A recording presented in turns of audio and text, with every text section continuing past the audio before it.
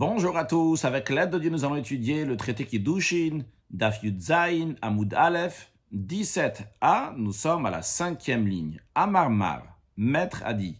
Quand on dit Amar Mar, c'est-à-dire qu'on va reprendre un sujet qui a été dit avant. En l'occurrence, ce qu'on va dire maintenant a été dit sur la première ligne de 17a. Yachol afilu chala. Maître a dit dans la braïta précédente, on aurait pu penser, j'aurais pu croire que même si le serviteur est tombé malade, le serviteur qui doit travailler pendant 6 ans, il est tombé malade, j'aurais dit, il doit remplacer tout le temps qu'il aurait dû travailler. Talmud Lomar, justement non, parce que le verset dit, va shivit yetse, que lorsqu'arrive la 7e année, il sortira. Donc on apprend que le serviteur, il retrouve sa liberté la 7e année, quoi qu'il arrive, même s'il était malade, pendant les 6 ans. La Gemara demande, Afilu chala kol shesh, ah bon, même s'il était malade pendant tous les 6 ans, il n'a pas besoin de rembourser son travail et il est libre. Pourtant, Ve'atanya enseigne dans une autre braïta qui dit que chala shalosh, si le serviteur il a été malade pendant 3 ans, Ve'avad shalosh, et il a travaillé pendant 3 ans, donc il doit travailler 6 ans le serviteur, 3 ans malade et 3 ans il a travaillé. Et la braïta dit, dans un tel cas, il n'a pas besoin de rembourser, de compléter les 3 ans. Mais la braïta a dit, chala kol shesh, s'il était malade pendant tous les 6 ans, chayav le'ashlim, il doit compléter les 6 ans qu'il n'a pas travaillé, qu'il aurait dû travailler. Donc qu'est-ce qu'on voit dans cette braïta? Que s'il a été malade pendant 6 ans, il doit oui rattraper, il doit oui rembourser les 6 ans, contraire à ce que la braïta qu'on a dit dans la première ligne de la Gemara ici, que même s'il a été malade pendant les 6 ans, il n'a pas besoin de rembourser. Mara répond, Rav Sheshet répond, oh c'est machat. Donc quel cas on parle? Parce que la braïta elle dit que s'il a été malade pendant les 6 ans, il n'a pas besoin de rembourser. Il a travaillé en étant malade, mais il n'a pas pu faire des travaux qui sont lourds. Il avait juste fait machat. Donc de la couture, Rashi, oh c'est machat. Rashi sur la 3e ligne, en haut à droite. Bechol, lorsqu'il était malade, il a fait un travail donc ordinaire juste de coudre. Shumasekal, c'est une action qui est facile à faire. Sur ça, Katanele, on a enseigné avant, donc la première ligne de la Gemara dans la braïta précédente, que Kol Shesh, que s'il était malade pendant les 6 ans, il a fait du travail. Il a fait des travaux donc qui sont faciles. Et le Chayav Lahashlim, il n'a pas besoin de rembourser. Pourquoi? Des Havad Lemlacha, parce qu'il a travaillé. Vrai, il n'a pas fait un travail difficile, mais il a quand même travaillé. Rashi nous dit que Masem Machat, ça veut dire Tofer Kudo. Bien, donc on a résolu donc la contradiction entre les deux braïtot. Mais la Gemara maintenant s'interroge sur la 2e braïta qu'on vient de dire. Il y a priori une contradiction dans la braïta même. Hagufa kasha. Soi-même c'est une question, c'est contradictoire le début de la braïta et la suite. Amrat chala shalosh vavat shalosh. Au début de la braïta tu dis s'il a été malade pendant 3 ans, il a travaillé pendant 3 ans, en chayav la'ashlim. Pas besoin de rembourser, pas besoin de rattraper. C'est bon, quand ça arrive à la 6e année, il sort. J'en déduis de là, à Harba, que si c'est 4 ans qu'il a été malade, chayav la'ashlim. Il doit, oui, rembourser le temps perdu. Donc ça, c'est ce qu'on voit du début de la braïta, de la 2e braïta que nous avons vue. Et ma seifa, voyons la fin, la 2e clause. Il y a écrit là-bas que chala kol shesh, que s'il était malade pendant les 6 ans, chayav la'ashlim, il doit rembourser le temps perdu. Question déduite de là, que uniquement s'il a été malade pendant 6 ans, il doit rembourser harba, mais si c'est 4 ans, en chayav la'ashlim, il n'a pas besoin de rembourser. Contradiction. La Gemara répond, Harikamar.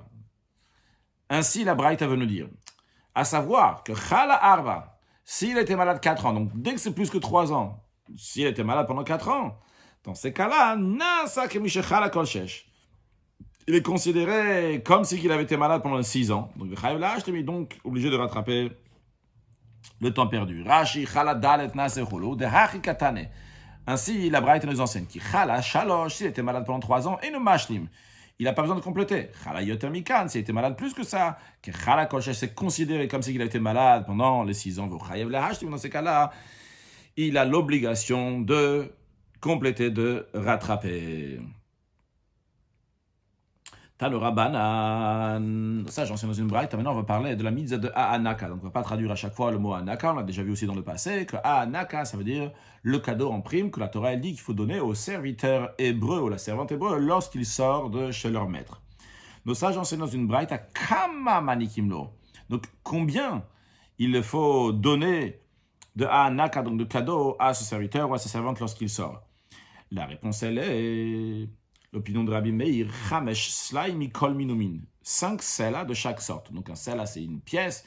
Une pièce, évidemment, comme à l'époque, donc les pièces, c'est une valeur donc de 5 slaim, d'ailleurs, qui correspond aux 5 slaim, sela au singulier, slaim au pluriel, les 5 slaim qu'on donne lors du rachat du premier-né. Donc en fonction de combien c'est leur poids et en fonction du taux qu'il y a actuellement, eh bien, ça a une certaine somme d'argent. Ceux qui font le Pidyon Ben, le rachat du premier-né, ils savent, par exemple, aujourd'hui, 5 slaim, ça vaut tant. À un autre moment, ça vaut tant, parce qu'ils doivent acheter ces pièces-là.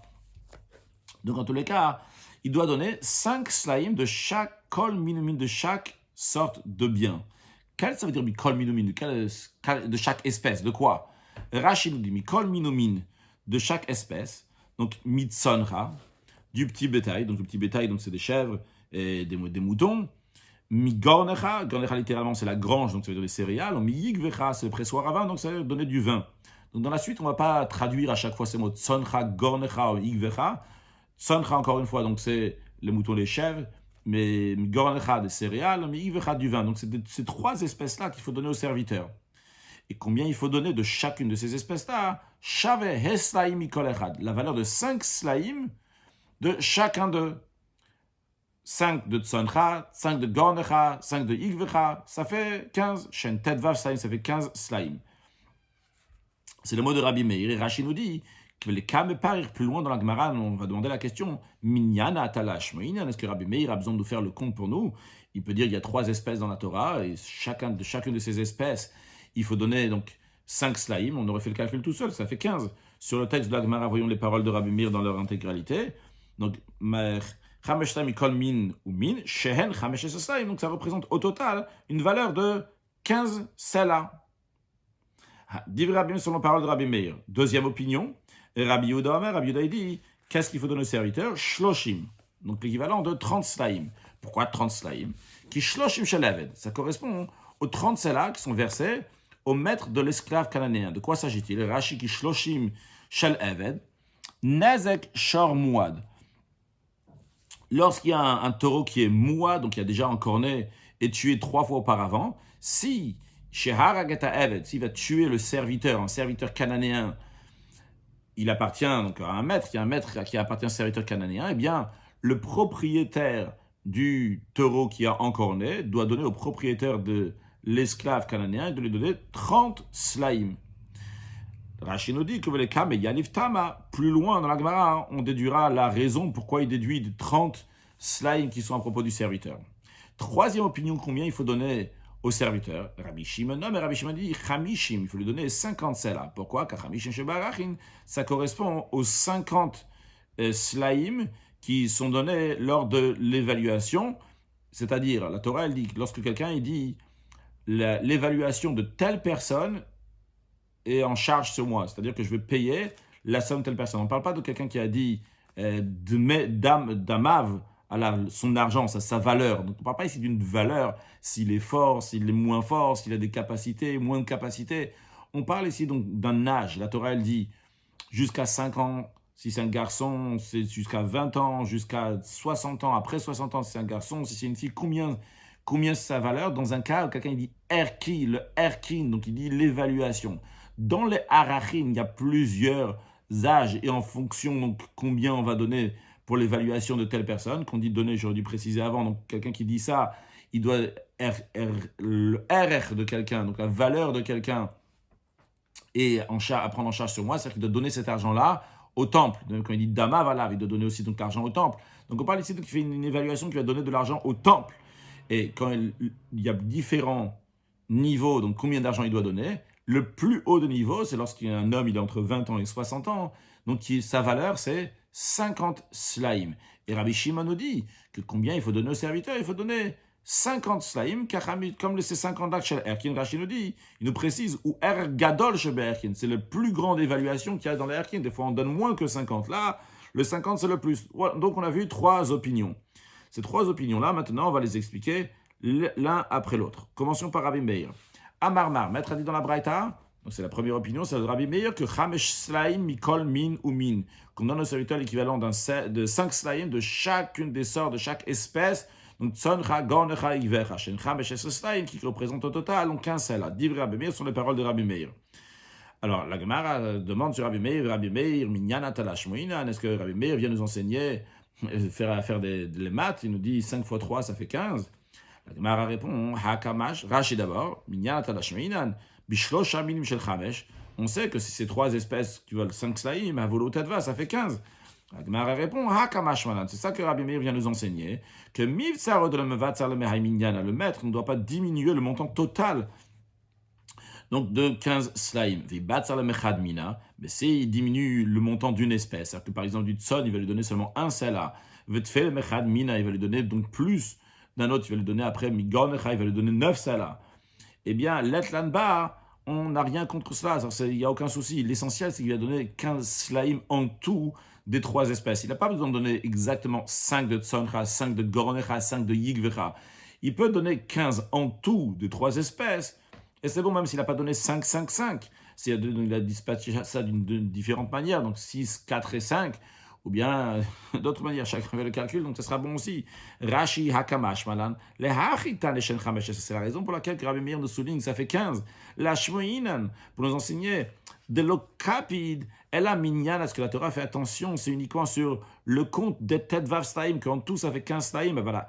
Achamesh Mikolmin, sur les 5 de chaque espèce, l'Okapid, la Torah ne fait pas attention. Des bat sur les Mehai, que s'il lui a diminué d'une espèce, ou Tfel le Mehai, il lui a rajouté d'une autre espèce, l'Etlanba. On n'a rien contre ça, tout est bon. Maintenant, la Gemara s'interroge sur Maïtama de Rabbi Meir. Quelle est la raison de Rabbi Meir? Pourquoi Rabbi Meir il dit 5 slaim de chaque espèce? Pourquoi 5 slaim? D'où ça vient 5 slaim? La Gemara répond Yalif rekam bechor. Il fait une xera shava, raisonnement par analogie de l'expression qui est dit à propos du bechor. Alors, l'intégralité du verset qui est à propos du bechor, là-bas il y a écrit que Kol bechor banecha tivde. Je dis oralement, c'est pas écrit sur le texte d'Agmara. Kol bechor banecha tivde. Tu vas racheter donc tous les premiers-nés de tes fils. Et dans la suite, il y a écrit Veloira ou fanai rekam. Et vous n'allez pas voir mon visage vide. Ce verset qui dit Veloira ou fanai rekam fait référence à la Ola de Reiya. Ola, c'est un holocauste, un sacrifice. Reiya, qui veut dire quand on vient se montrer à Kadosh Baruch que Dieu va nous voir. Vous voyez aussi à Kadosh Baruch où c'est 3 fois par an, à Pesach, Shavuot et Sukkot, lorsque les Juifs allaient pèleriner dans le temple. Il y avait une obligation de ne pas venir les mains vides, de ne pas voir le visage de Dieu vide, que Shem ne va pas voir le visage de nous aussi quand on est les mains vides. Eh bien, il ne faut pas venir rekam, il ne faut pas venir vide. Donc, il faut venir avec un Ola, avec un sacrifice de Ola. Maintenant, ce verset-là, Veloyero Fanaï Rekam, vous n'allez pas voir mon visage vide. Juste avant, qu'est-ce qu'il y a écrit? Il y a écrit Kol Bechor Banechativ, de tout le premier-né, tu vas racheter. Donc, le Bechor, quand on rachète le Bechor, le premier-né, c'est avec 5 slaim qu'on rachète le premier-né. Et juste après, dans le même verset, il y a écrit l'expression de Rekam à propos du sacrifice de Ola de Reiya. Donc, Rabbi Meir nous dit comme ça. L'expression de Rekam, elle est dit à propos du premier-né, dans le verset du premier-né. Et l'expression de Rekam, donc qui veut dire les mains vides, est dit aussi à propos du serviteur. La Torah elle dit, quand tu vas leur envoyer le serviteur, l'oteshalchen ou Rekam, tu ne vas pas leur envoyer les mains vides, tu vas lui donner quelque chose. Donc le mot Rekam se trouve aussi bien dans le verset du premier-né et aussi bien dans le verset du serviteur qui part, qui a fini sa tâche, qui a fini son travail.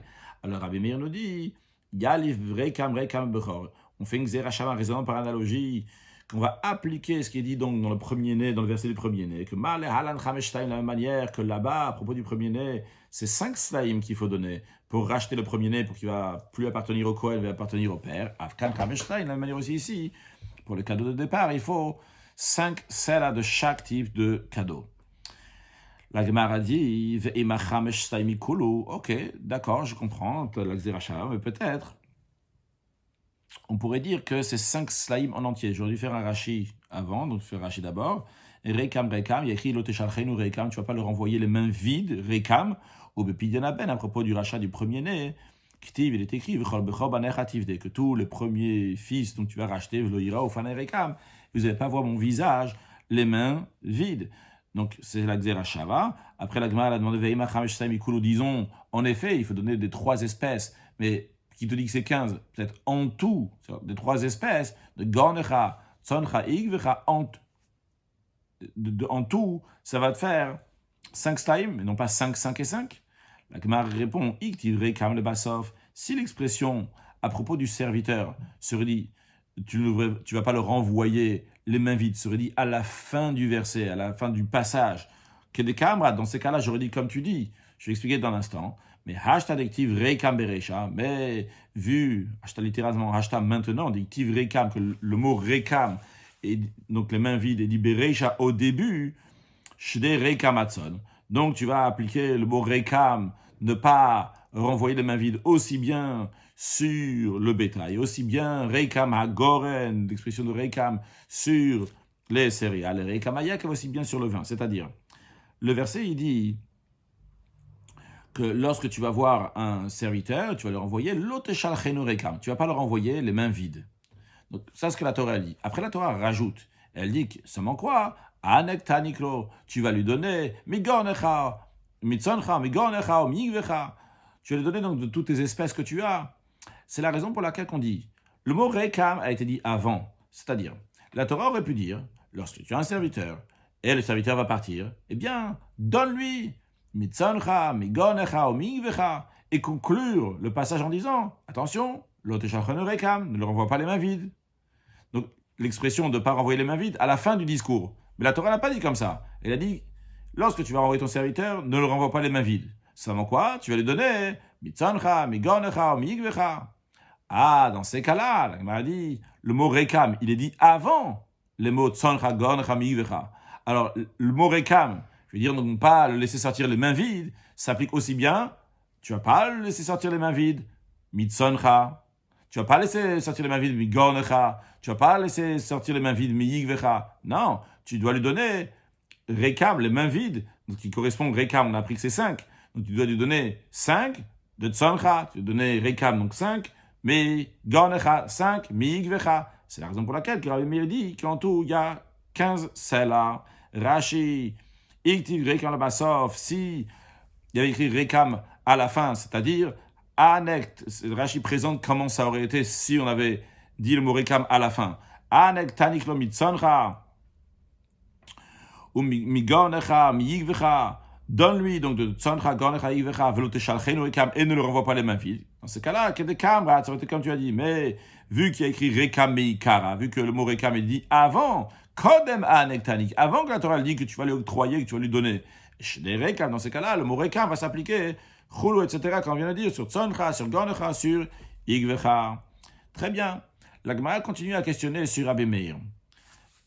Comme on a dit tout à l'heure, le verset qui parle du premier-né, dans lequel il y a écrit l'expression de Rekam, vrai, elle est dans le verset qui parle du premier-né, mais le mot Rekam en lui-même ne parle pas du premier-né. Le mot Rekam parle de la Oladreia, de l'Holocauste qu'on doit amener lorsqu'on va pèleriner à Pesach, Shavuot et Sukkot, ce qu'on appelle la Oladreia.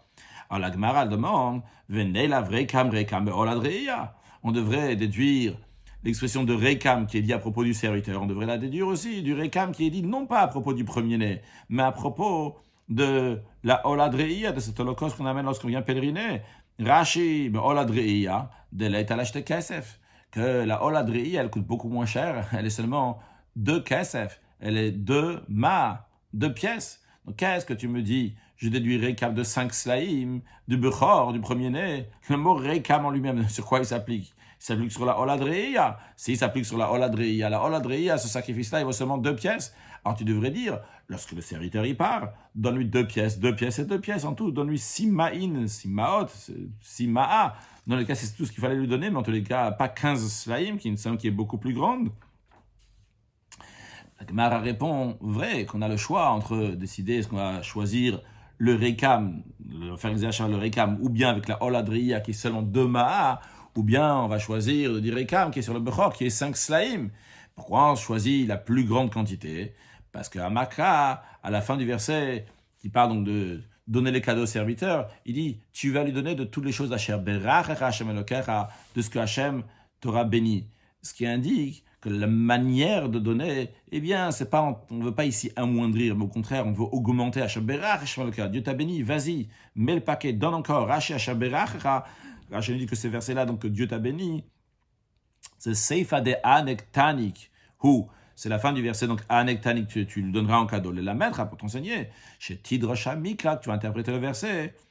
Les rabot, pour augmenter, vélo le maître, non pas pour amoindrir ce qu'on donne aux serviteurs. Donc, jusqu'à là, nous avons discuté, la Gemara a expliqué, développé la première partie de la Braïta, c'est-à-dire la première opinion de la Braïta, qui est celle de Rabbi Meir, qu'aux serviteurs, on donne en tout 15 slaim, 5 slaim de Tzoncha, Gornecha et Yigvecha. Maintenant, la Gemara va analyser la deuxième opinion qu'il y avait dans la Braïta, celle de Rabbi Yehuda. Rabbi Yehuda Omer, Rabbi Yehuda dit Shloshim ki shloshim shelevel. Qu'est-ce qu'on donne aux serviteurs? On lui donne 30 slaim qui correspond à 30 selas qui sont versés au maître de l'esclave cananéen, comme on l'a dit tout à l'heure, que si quelqu'un a un taureau qui est mouad, qui a déjà encorné 3 fois et qui a tué le serviteur cananéen d'un maître, eh bien, il faut lui donner 30 slaim. Alors, Rabbi Yehuda, il a dit, on déduit de 30 slaim du serviteur. On me demande, Maïtama de Rabbi Yehuda, quelle est la raison de Rabbi Yehuda? Quel rapport? Là-bas, il y a un serviteur qui est en train de partir de chez toi, tu lui donnes 30 slaim. Pourquoi? Parce que le shor mouad qui est encore né, il va donner 30 slaim, le propriétaire, il va donner 30 slaim à la place d'un serviteur. La Gemara, elle répond, Yalif netina netina meved. Il fait une xerashava du mot netina, donné, qui est dit à propos du serviteur. Rachid nous explique où sont ces versets-là. Netina, netina, active, haha. Il est écrit ici, donc dans notre contexte de Aanaka, il y a écrit titenlo. Titenlo, c'est-à-dire que tu vas donner au serviteur. Active, hatam, il est écrit ailleurs, ben niske eved, dans les endommagements d'un serviteur. Quand on dit l'endommagement d'un serviteur, c'est-à-dire que le shor moua de taureau qui a déjà encorné 3 fois et tué, il a tué le serviteur, il y a écrit kesef shloshim shkalim iten ladonav, du KSF, donc c'est des shkalim, des slaim, donc 30, de valeur 30, qui va donner donc au serviteur. Donc quand on dit shloshim shkalim, c'est comme shloshim slaim. Donc c'est 30 slaim, il va donner à son maître. Donc on voit là-bas aussi l'expression de yiten. Donc aussi bien ici écrit titen lo, tu donneras, là-bas il y a écrit yiten, là on va donner. Donc l'expression de netina, de donner, est dit aussi bien dans notre contexte de Hanaka et aussi bien dans le contexte du taureau qui a encore né. Et dans les deux, là-bas, on voit que c'est 30 pièces, 30 slaim. Ici aussi, donc c'est 30 slaim. Malahalan shloshim, afkan shloshim. De la même manière que là-bas, c'est 30, ici aussi, c'est 30. Ok, il y a une zerachava dans netina. La Gemara demande, c'est quoi? Venilaf netina ma'arachin. Déduit l'expression de netina qui est dit dans arachin, dans l'évaluation. Rabbi Yehuda, toi, tu fais une zerachava, par exemple, analogie de l'expression de netina, de donner, qui est dit dans la Hanaka ici, avec netina qui est dit dans le serviteur qui est 30 pièces. Mais il y a écrit ici netina dans Naka, il y a écrit aussi netina, l'expression de natanakes avec kamlo à propos de l'évaluation. Netina aussi est dit là-bas. Dans l'évaluation, on va dire c'est 50. Donc, ce que la Gemara demande, veneilaf netina mais arachin. Mal alan chamishin, de la même manière que là-bas, c'est 50 dans les évaluations. Afkan chamishin me dit que la manière ici aussi, c'est 50 pièces qu'il faudrait donner, 50 slaim. Pourquoi tu déduis du serviteur seulement 30 slaim? Là-bas, il y a écrit netina, mais il y a écrit netina aussi dans les évaluations. Et là-bas, c'est 50, ça va jusqu'à 50 slaim. Alors, elle répond pour Rabbi Yehuda, elle dit Chada, premièrement, il y a une règle de tafasta, merubalo tafasta. Quand tu saisis une grande quantité, tu n'as rien saisi. Tu ne sais pas si tu vas réussir à conserver ça, si tu vas réussir déjà à le saisir. Et si tu vas réussir à le conserver, et ça te réussit, saisis ce que tu peux. Déjà, un minimum, prends ce qu'il y a. Il y a ici un xéracha pour 30, prends 30.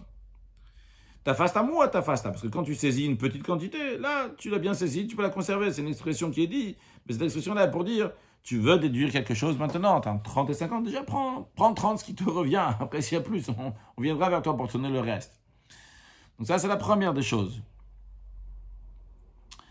Et deuxième réponse pour Rabbi Yehuda, Ve'od, il dit, pourquoi il a choisi 30 qui est à propos du serviteur plutôt que les 50 qui sont à propos de l'évaluation? Tout simplement, parce que Eved avait le Meilaf. Vu que les deux sont dans un contexte de serviteur. Là, on parle d'un serviteur qui quitte le maître, il faut lui donner quelque chose, on ne sait pas combien. Et là-bas, on voit qu'à propos d'un serviteur, on parle de 30 pièces. Donc, on est dans un contexte de serviteur. Vrai, pas les mêmes serviteurs, pas le même contexte de serviteur. Mais finalement, on parle dans les deux de serviteurs. Donc, quand on est dans un serviteur ici, la Hanak, on va savoir combien il faut lui donner. On déduit d'un contexte de serviteur qui se trouve à propos donc du shor mouat qui est encore né, que là-bas, c'est 30 pièces. Donc, on a conclu d'expliquer la deuxième opinion qui était dans la Braïta, l'opinion de Rabbi Yehuda, que Rabbi Yehuda dit donc c'est 30 slaim, et d'où il le déduit. Maintenant, passons à analyser la troisième opinion de la Braïta, celle de Rabbi Shimon Omer, que Rabbi Shimon dit Chamishim, qu'on donne l'équivalent de 50 salaka Chamishin Shebe'arachin, comme donc les 50 pièces qui représentent le plus élevé donc des évaluations. La Gemara elle demande, Maïtama de Rabbi Shimon, quelle est la raison de Rabbi Shimon? Alors la Gemara elle répond, que la Gemara le comprend, c'est que Rabbi Shimon, qu'est-ce qu'il dit? D'où il apprend que c'est 50? Gama netina marachin. Il fait une xerashava de netina qui est dit à propos des arachin. C'est-à-dire, encore une fois, il y a écrit ici dans notre contexte de anak, il y a écrit anek taniklo, titeno, tu vas lui donner. Donc, titeno, il y a écrit tu vas lui donner, donc l'expression de netina. Il est écrit à propos des arachin, à propos des évaluations. Là-bas, il y a écrit aussi l'expression de netina, comme on a dit, natanakes avec un lot, donc l'expression de netina à propos des arachin, des évaluations. Donc, vu que dans les deux, il y a écrit l'expression de netina, la xera shava, elle est, je déduis la netina, le titen qui est dit à propos donc, des évaluations qui est le plus haut, le plus élevé, c'est 50, et je le déduis pour celui pour le serviteur ici, quand il sort, qui a écrit titen, tu vas lui donner 50. La Gemara, elle dit, pourquoi tu dis que c'est la somme la plus élevée qui est dans les évaluations, tu donnes 50? Peut-être c'est la plus petite des sommes, Donc, ça correspond à 3 slimes. C'est quand une fille là, entre 0 et 50, 30 jours et 5 ans, qu'à ce moment-là, donc elle vaut 3 slimes. Pourquoi tu dis que c'est 50 slimes? Ok, fais une déduction. Une xerashava de netina qui est dit à propos du serviteur, la netina qui est dit à propos des évaluations. Mais dans une évaluation, pourquoi prendre la plus élevée, celle de 50? Prends celle qui est la plus basse. La répond, elle dit Hashaberach Hashem Elokeach active.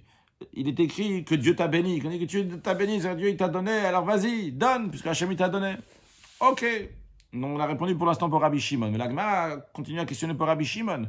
Ok, Rabbi Shimon, tu fais une xerashava de netina qui est dit, le mot netina, l'expression de netina qui est de donner, qui est dit à propos du serviteur lorsqu'il quitte son maître, et l'expression de donner qui est dit à propos des harachin. Et tu nous as même expliqué pourquoi il faut 50.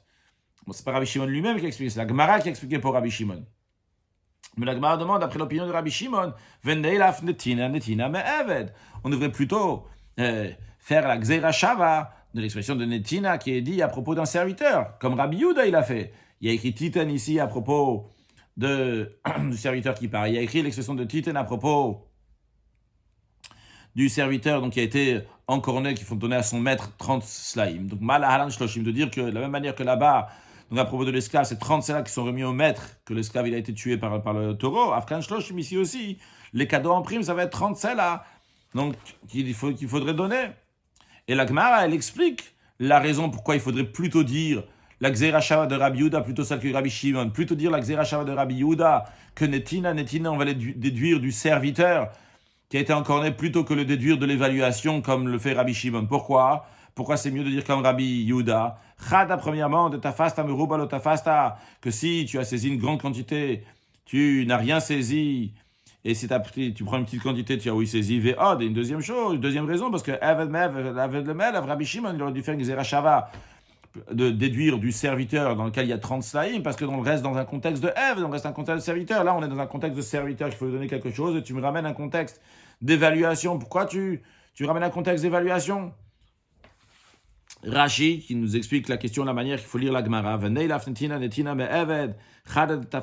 La question qu'on demande sur Rabbi Shimon, qui aurait dû déduire la xerashava de netina plutôt du serviteur que de l'évaluation. Premièrement, parce que quand tu saisis beaucoup, tu n'as rien saisi.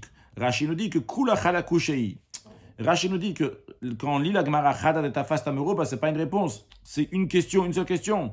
Ad, jusqu'à les mots eved me eved aved le meilaf, il aurait dû déduire le serviteur d'un contexte de serviteur. Tout ça, c'est la question qu'on a sur Rabbi Shimon. Pourquoi Rabbi Shimon n'a pas enseigné n'a pas fait la même xerashava que Rabbi Yehuda?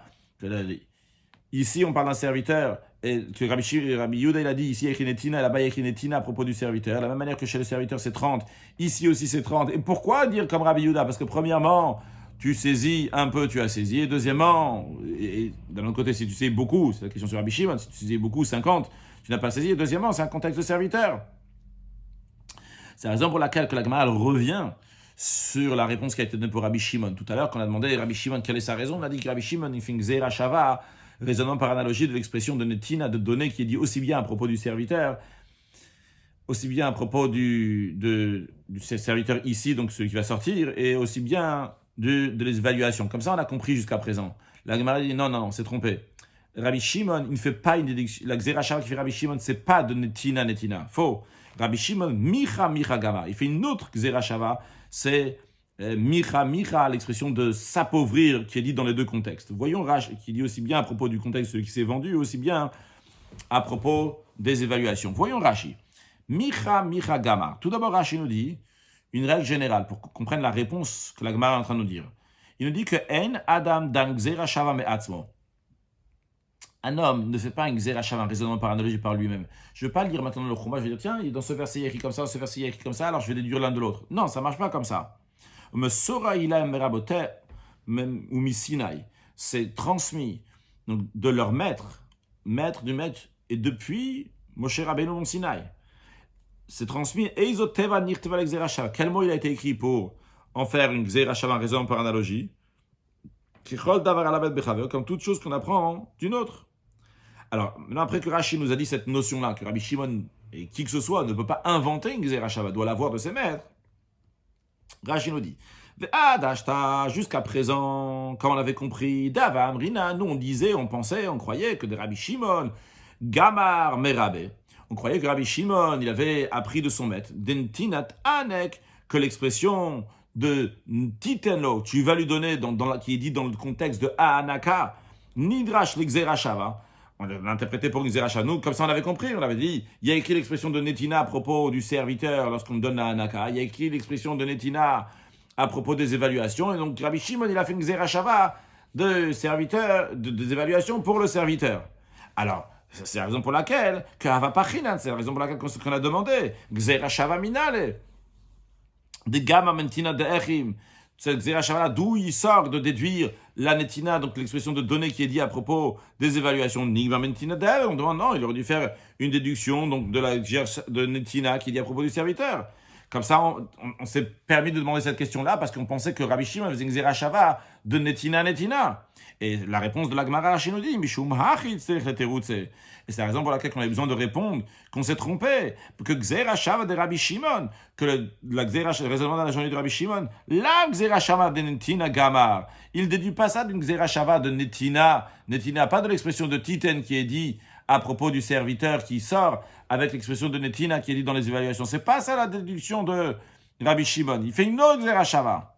Elle a des Micha qui en rajoute Mach, Yamour, appauvri, Ktiv Be'eved, il écrit à propos du serviteur, Yamour, quand il s'est appauvri, il n'avait pas le choix, il s'est vendu. Donc l'expression de Yamour, il s'est appauvri, donc ce qu'on appelle en Gemara ici Micha, cette expression-là, elle est dit à propos du serviteur. Uktiv Be'erkin, il est écrit à propos donc, des évaluations, Ve'imachu, s'il a appauvri, s'il n'a pas les moyens de payer cette somme, etc. Donc, on voit l'expression de mar, de yamour, donc d'être appauvri. Donc, Rabbi Shimon, il fait Xera Shava, donc micha, l'expression de mar, de s'appauvrir, qui dit à propos du serviteur, et de s'appauvrir, qui dit à ceux qui est pauvre, donc à propos d'évaluation. C'est la raison pour laquelle, qui dit de la même manière que dans l'évaluation, donc la plus grande évaluation, c'est 50. Et comme on l'a dit avant, la plus grande des évaluations, pourquoi la plus grande? Parce qu'il y a écrit Hashem Berach, Hashem t'a béni. Donc, Rabbi Shimon, il dit de la même manière qu'à propos des évaluations, il y a écrit une expression de micha, d'être pauvre. Et là-bas, on voit que la plus grande évaluation, c'est 50. Eh bien, on en déduit pour le serviteur, à propos duquel il y a écrit Vichi Yamour, s'il va s'appauvrir, il va se vendre, que pour quand lui, il va sortir de chez son maître, on va lui donner 50. Donc la Gemara a fini d'analyser donc les trois opinions. Maintenant, la Gemara va régler encore quelque chose entre ces trois opinions-là. Comme on va voir sur le texte, Bishtamal Rabbi Meir, la Gemara dit, ça va bien après Rabbi Meir, je comprends bien que la Torah a besoin de dire les trois expressions de Tson, Goren et Yekev, donc du bétail, des céréales et du vin. Il nous dit la Torah dit Tson, Goren et Yekev. Pourquoi la Torah souligne donc ces trois-là, le bétail, le vin, et les céréales et le vin? Pourquoi? Tout simplement parce qu'il a dit il faut donner 5 de l'un, 5 de l'autre, et encore 5. En tout, il y en a 15. Donc après, Rabbi Meir, on comprend pourquoi la Torah avait besoin de préciser. Rashi, Tson, Goren et Yekev. D'après Rabbi Meir, la Torah nous a précisé donc le bétail, les céréales et le vin, le meimar, pour nous dire Shdek Xera Shava applique le raisonnement par analogie à Kol Chad Minai ou sur chacune de ces espèces-là, aussi bien sur le bétail, aussi bien sur les céréales, aussi bien sur le vin, Dava ou l'Otet Vav, comme ça va faire 15. Donc d'après Rabbi Meir, c'est clair, la Gemara demande le Rabbi Yehuda et Rabbi Shimon. Mais d'après Rabbi Yehuda et Rabbi Shimon, Rabbi Yehuda il a dit il faut donner 30 slaim, Rabbi Shimon il a dit il faut donner 50 slaim. Alors d'après eux, Haitzon, Gor, Veyakav, Lamali, pourquoi la Torah a besoin de faire cette référence-là de petits bétail, des céréales et du pressoir à vin? Puisque le maître, il peut s'acquitter de son devoir en donnant d'autres espèces, il peut donner toutes sortes de choses. L'essentiel, c'est que d'après Rabbi Yehuda, il y aura en tout, dans les valeurs des biens qu'il va lui donner, il y aura 30 slaim. Et d'après Rabbi Shimon, dans la valeur des biens, il y aura 50 slaim. Mais pourquoi la Torah a besoin de souligner Son, Gor et Yekev d'après Rabbi Yehuda et Rabbi Shimon? La Gemara répond, d'abord Rashi, Lamali. Oh, il veut s'offrir le rabot. Vu que finalement, il va augmenter, il va donner Kol Davar, de tout, Macha Berach, de tout ce que Hachem t'a béni. Il va donner tout ce que Hachem t'a béni. Alors, si tu veux donner tout ce que Hachem t'a béni, donne n'importe quelle chose.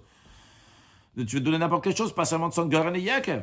Mara répond, Haïmi Bael, et ça en a besoin, les détails, comme on enseigne dans une braïta, Yach, lo Yuman, Nikim, son Goren et Yakev, j'aurais pu croire que l'on peut octroyer comme cadeau en prime que les catégories du bétail, des céréales et du vin. Minaï, les rabots Kol Davar, mais d'où je sais qu'on peut inclure toute chose. Talmud Lama, le verset, il dit, Hachem Berach, Hachem Elokecha, que de ce que Hachem t'aura béni.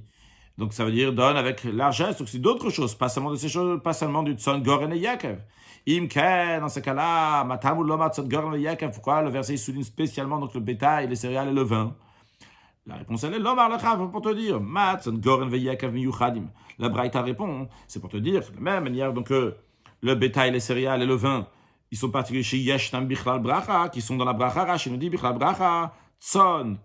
Par Everav. Et en ce qui concerne donc le bétail, il se fructifie et se multiplie. Rachel nous dit, le caca de même, donc ce qui est les catégories donc des produits agricoles, donc ils poussent encore. Donc tout de même, tout ce qui est dans la bracha, donc il s'accroît, tout ça tu vas le donner en cadeau, en prime aux serviteurs. C'est pour exclure certaines choses dans ces cas-là. Quoi?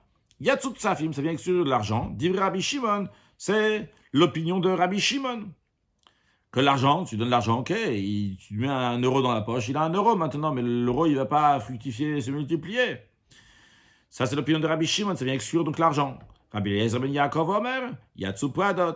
Rabbi Eliezer ben Yaakov, il dit, c'est pour exclure les mules, que les mules, donc ils n'ont pas la faculté de se reproduire. Pourquoi Rabbi Shimon, il dit pas lui aussi donc les mules? Parce que Rabbi Shimon, il dit, Pradot, Mashapram Begufayu. Il dit, les mules, ils croient, ils continuent, même s'ils ne peuvent pas procréer, c'est vrai, mais elles augmentent de taille et de poids avec le temps. Rabbi Eliezer ben Yaakov, pourquoi il ne dit pas comme Rabbi Shimon, c'est pour exclure l'argent? Parce que Ksafim Avod Bouiska, il dit, il ne met pas l'euro dans la poche, il va le mettre dans quelque part où il va aboutir un bénéfice. Donc c'est aussi dans des choses qui peuvent s'accroître, des choses qui peuvent grandir, et donc c'est aussi Bichlal Bracha dans la Bracha. En tous les cas, qu'est-ce qu'on voit ici? On voit que cette braïta nous enseigne pourquoi on nous dit Tson Goren et Yakev, pour nous dire qu'il faut donner des choses donc qui se développent, dans lesquelles il y a de la bracha, dans lesquelles il y a de la bénédiction, dans lesquelles ça fructifie et ça multiplie. Donc ça avance, c'est ça que le maître doit donner à son serviteur lorsqu'il le quitte. Mais on n'a pas encore expliqué pourquoi on donne tous ces détails. Ok, on a compris le principe général des choses dans lesquelles ils sont de la bracha. Mais pourquoi il y a besoin de donner ces détails-là? La Gemara dit, il est nécessaire qu'on va mentionner chacun de ces 3 exemples, aussi bien le bétail, aussi bien les céréales, aussi bien le vin. Pourquoi? Si la Torah l'avait dit seulement le petit bétail, avamina, j'aurais dit, balechaimin. Uniquement, il faut donner donc des créatures vivantes, des animaux, dit de le carcalo, mais il ne faut pas donner des produits agricoles. C'est la raison pour laquelle la Torah a dit de la grange, pour te dire aussi, donc il faut donner des céréales, donc aussi bien du bétail et aussi bien des céréales. Et Katav Goren, si la Torah avait écrit seulement la grange, seulement le céréal, Avamina, qu'est-ce que j'aurais dit guidou le kakaïn, j'aurais dit il faut donner seulement aux serviteurs des produits agricoles. Mais Balechaim, mais des animaux lots, il ne faut pas donner. C'est la raison pour laquelle la Torah a écrit Tson, le petit bétail, pour souligner que même les animaux, ils conviennent à être donnés en cadeau prime pour le serviteur. Alors on a expliqué aussi bien pourquoi il faut écrire Tson, aussi bien pourquoi il faut écrire Goren. Tson, il faut écrire pour nous dire que ne pense pas qu'il ne faut pas donner des animaux. Des animaux aussi, tu vas donner du bétail. Et il faut dire aussi Goren pour pas que tu penses qu'on ne va pas lui donner des produits agricoles. Mais qu'est-ce qu'on fait avec Yakev? Yakev, le pressoir à vin, le vin, qu'est-ce qu'on en fait? La Gemara dit donc Yakev Lamali. Pourquoi j'ai besoin de souligner aussi le pressoir à vin? On tourne la page, Zayn Amoudbet. La Gemara répond les mar, limut exafim. D'après maître, c'est-à-dire donc d'après Rabbi Shimon, ça sera pour exclure l'argent, comme on a vu dans la Braïta, qui dit que l'argent, ça ne rentre pas dans la bracha. Et les mar, pour Rabbi Eliezer ben Yaakov, ça sera limut et pradot, ça sera pour exclure les mules. Rashi, en haut à gauche, donc limut et chulot, etc. De l'autre, et pour pas que tu dises Hashem berachecha, Hashem t'a béni, ribouyaou. C'est pour inclure toutes sortes de choses, pour augmenter, veribakol. Donc on a tout inclus, toutes sortes de choses. Et Kevan, et j'aurais dit que puisque des tables et que puisque aussi bien les produits agricoles, aussi bien donc le bétail, ils ont été inclus. Dans ces cas-là, j'aurais dit Kol Sheken Ksafim, plus forte raison Ksafim. D'autres versions, en tous les cas, donc j'aurais dit que l'argent aussi va être rajouté. Eh bien, on te dit, ils disent Hachinami Ksafim, plutôt dit Kol Sheken Ksafim. En tous les cas, donc, on va dire, on va rajouter aussi l'argent. Justement, on te dit, non, c'est uniquement des choses dans lesquelles qui sont dans la bracha, dans lesquelles des choses qui se fructifient, qui se multiplient, qui avancent. Uniquement dans ces cas-là, tu vas les donner, non pas si ce n'a pas été, si ce n'est pas des choses qui sont bénies. Donc, on a compris pourquoi il faut besoin aussi de Yaakov pour exclure donc des choses qui se reproduisent pas. Conclure avec une halakha, c'est ramené dans le décisionnaire. Par exemple, Shoot Even Shoah, basé sur les paroles du Chinuch, qui explique l'idée de la Hanaka. Il dit donc là-bas dans son Shalot Tshuvot, il y a un certain Shamash, qu'il ne pouvait plus travailler, ils lui ont donné 500 roubles. Et il dit qu'il y a la notion de la Hanaka. De même dans Marzé Avram, que quelqu'un d'important, il doit faire le liftim ushurat adin, donner une certaine somme d'argent lorsque quelqu'un y part donc de son usine. En tout cas, on retrouve cette notion-là de Hanaka même aujourd'hui, quand il a quelqu'un qui travaille chez lui à la maison, et que chez lui à la maison, pas spécialement chez lui à la maison, chez lui dans ses affaires, lorsque cette personne-là, elle part, elle quitte, quelle que soit la raison, eh bien, il faut lui donner de la Hanaka, cette notion-là de Hanaka, il faut lui donner. Un sujet de Chassidut, le père du Rabbi Levi Yitzhak, un grand kabbaliste, il explique cette notion de Hanaka dans le sens profond des choses, de manière kabbalistique.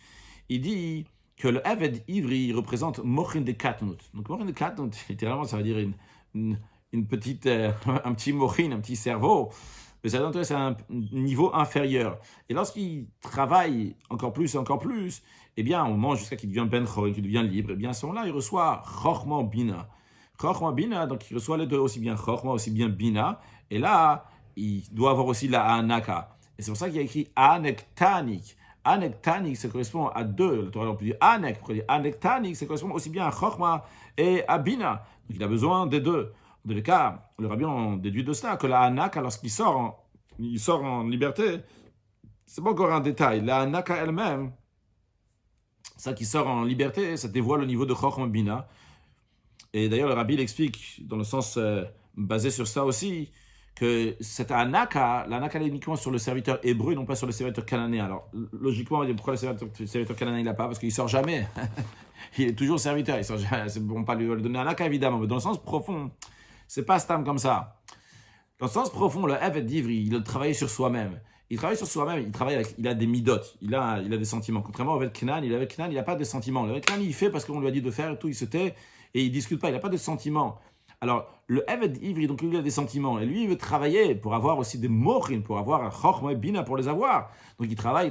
Donc, finalement, il veut avoir aussi Chochma Bina. Par contre, le Eved Knani, que lui, il n'y a pas de médecine, il n'y a aucune existence, il n'y a pas ni sentiment, ni son cerveau. Lui, il fait quelque chose parce que Dieu, il a dit de faire.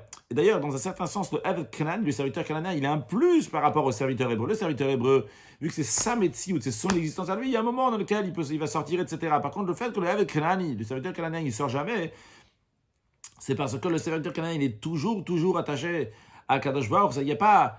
C'est infini, c'est pas quelque chose... Donc, c'est moi. Quand c'est moi, c'est mes sentiments, ma compréhension, il y a une certaine limite. Par contre, le serviteur cananéen, lui, il est toujours attaché à Kadosh Baruch. C'est la raison pour laquelle que cette notion de Hanaka, de donner quelque chose, que lui, le serviteur, va recevoir quelque chose, c'est uniquement dans un Eved Ivri, et non pas dans un Eved Knani. Que Kadosh Baruch fasse qu'on va servir Dieu aussi bien comme un Eved Ivri, aussi bien qu'un Eved Knani, avoir les deux qualités ensemble, toutes ces qualités-là, et qu'on sert à Kadosh Baruch bien comme il faut. Nous, à Kadosh Baruch, il nous envoie, déjà même qu'on ne sert pas à Kadosh Baruch comme il faut, à Kadosh Baruch va nous envoyer très prochainement la venue de Mashiach. Now, excellente journée.